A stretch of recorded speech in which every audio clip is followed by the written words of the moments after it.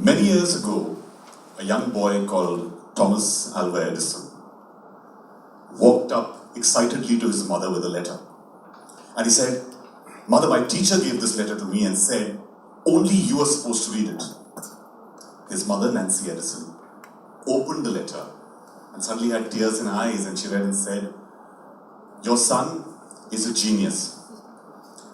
He is too good for this school.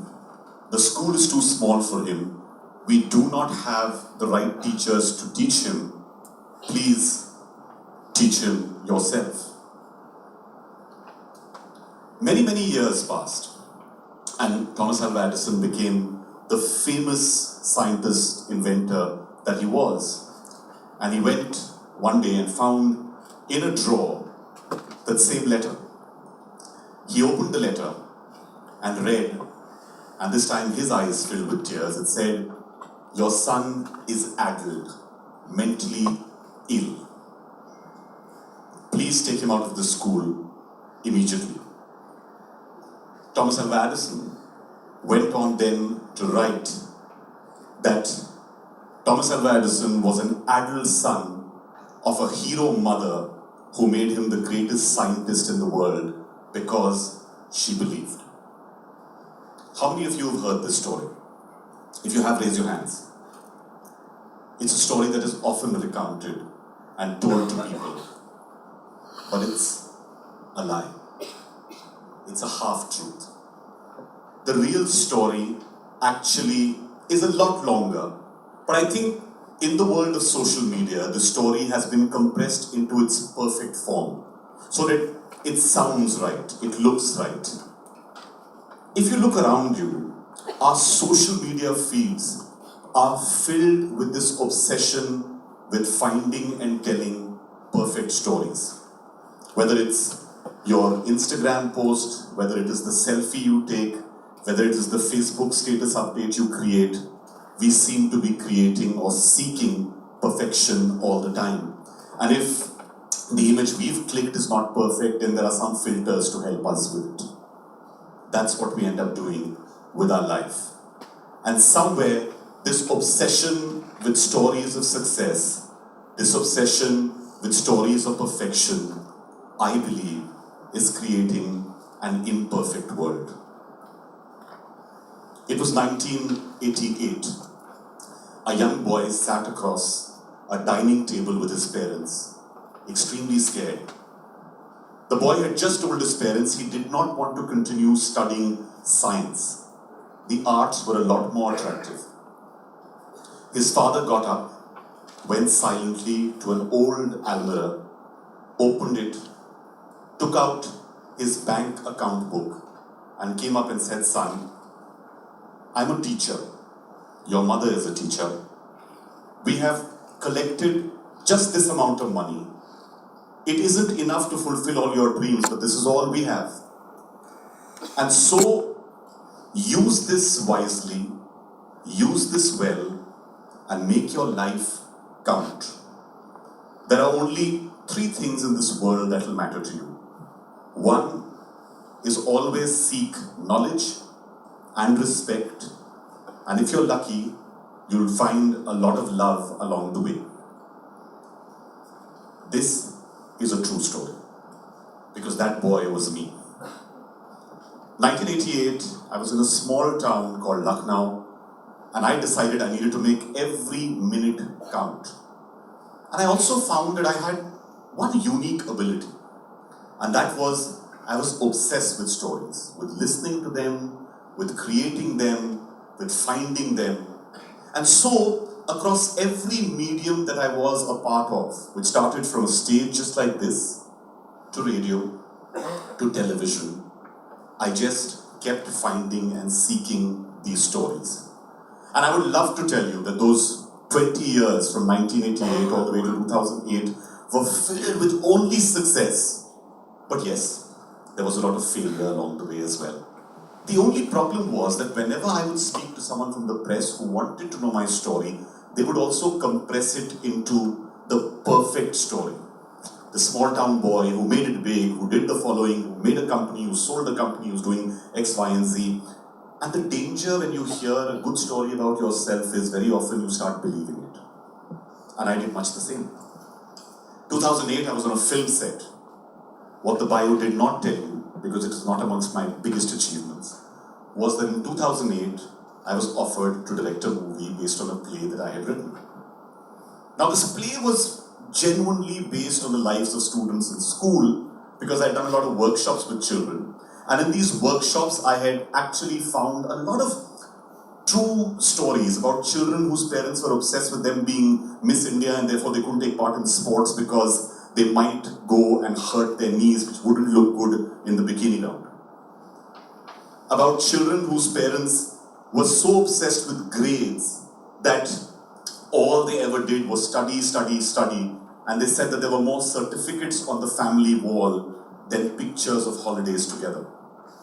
And these were truths that made for a great play. But when I went out to make a movie, I suddenly found this obsession with perfection working all around me.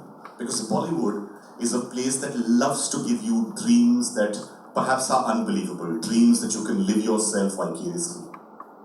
And I was on this set and I worked for 3 years on this movie, and I do believe that somewhere I forgot what I had learned myself, which was telling the true story. And so in 2012, I sat on the other side of a film that hadn't worked. And if you've had a lot of success in your life in what you do, it is extremely difficult to deal with failure. I shut my door on optimism and opportunity. And when you shut your door on things that are bright, there are these little crevices through which negativity creeps in. And I started searching, saying, is there going to be a story in which I'll be able to find perhaps some solace? Is there going to be some story in which I will possibly find a parallel that I can draw? Because in life, you're not always looking for the story of success. You're not always looking for the story of perfection. And something unique happened. My dear friends from the media, all of them really well-known, somebody, a well-known television anchor, a director, a singer, a songwriter. I was blessed with having lots of friends in the creative industry. Started meeting me once a week, saying, it's just for drinks or it's just for dinner. And I didn't know that they were actually doing an intervention of sorts. And they would sit there and tell me stories of their own lives, but stories of imperfection. Stories of movies that never got made. Stories of songs that never made it to the production. About concerts that failed, about sets that dropped, about sound booths that didn't work.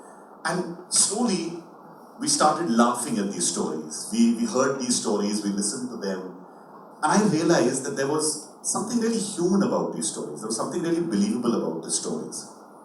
And that's when I think I had a moment where I looked at all my social media feeds and I saw this obsession with perfection.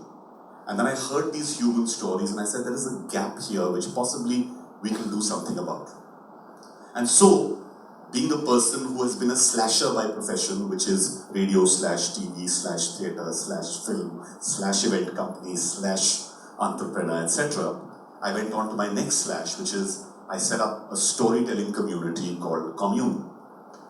And what we did was we actually went out and said, come and tell your stories. Just come and tell your first-person stories, not fiction, your own stories. Come and tell us stories of vulnerability. Come and tell us stories about your childhood. Come and tell us stories about things that have happened to you.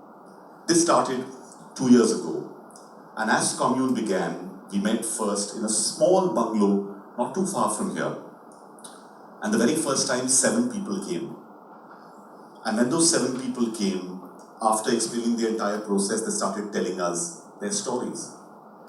And it was incredible. We heard such funny stories that were just stories which could possibly be from any one of you in this room. But you know what? The stories were flawed. The stories were about people who were not invincible. The stories were extremely mortal, extremely human, and that's why they resonate with people. Now, being from the media, I added one dimension to this real-life storytelling, which is, I put a camera there. And I said, get comfortable with it. Learn to tell your stories to a larger world, because if there is no camera there, how will this reach out to the millions who are outside? And we made people comfortable with this camera. And they started telling these stories and we started putting them on a page. And the first time we put this up, people turned and said, so, are you going to boost this? Are you going to promote this? Are you going to spend money behind this? And we said, no, we believe in the power of stories and the power of human beings, in the power of making real connections. And if these stories are true, they will find their audience. And this started almost 2 years back. And slowly but surely, this community of storytellers has grown. Today we have over 500 such storytellers across the country. Today we have had millions of people who have watched these stories online. And I can just tell you that these stories deal with some incredible themes. I have sat in Delhi and heard of a girl talk of staring at a ceiling fan because that's the only object left in our house that her father, her alcoholic father, hasn't sold and is going to do today for his next drink. I have heard also of a girl who is an introvert who hangs at parties in corners because she does not want to go and put herself out there like everyone else is. I've also heard of a girl who, at the end of a breakup, wants to return the gifts given to her by her Rajput boyfriend, which include a sword which is as big as her. And imagine going out and trying to courier a sword bag saying, it's for my ex-boyfriend. So you hear all kinds of stories, but these stories, again, are real. And that's what makes them special. So along this path of finding these stories, I have learned just a couple of things that I think perhaps we can all ignite our minds with.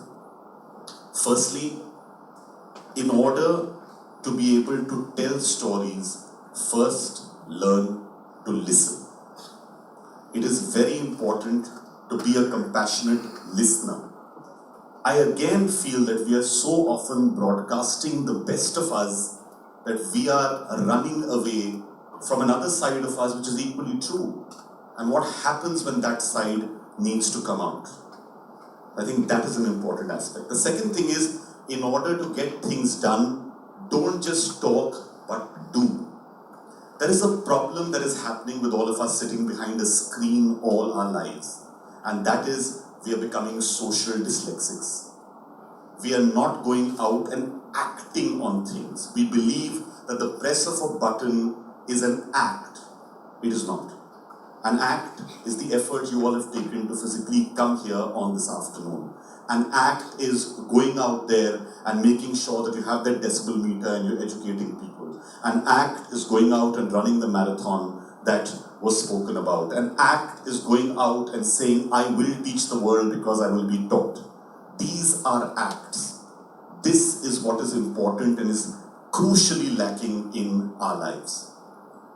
When I look back to that time when my father had shown me that bank account book, which wasn't filled with money, and he told me to go out and enrich my life, I look back today and I see that perhaps I still do not have enough in that bank balance. But when I look at the bank balance of experiences and stories and living life, I think I'm richer by far than most people. So when are you going to go and discover your story?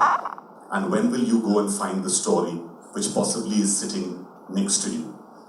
Go out, do yourself a favor, find that mortal, vulnerable story that is right next to you, and in the sharing of it, make it immortal. Thank you.